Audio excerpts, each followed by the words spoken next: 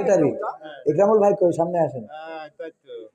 এই মাহফিলের আয়োজন করেছেন কোরআনের মাহফিল, খুব সুন্দর আয়োজন। কিন্তু যত মাহফিল করেন নামাজ না পড়লে কোনো মাফ নাই। সুতরাং নামাজ আর কাজা করা যাবে না। আল্লাহ কবুল করুন, আমিন। আমার জন্য না, আপনার জন্য। খুশি তো ইনশাআল্লাহ? নামাজ কাজা করবে না।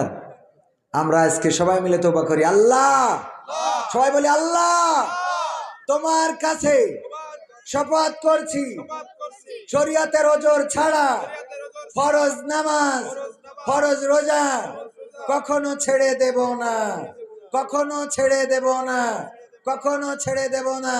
ইয়া আল্লাহ, তুমি আমাদেরকে মৃত্যু পর্যন্ত এই ওয়াদায় টিকে থাকার তৌফিক দাও।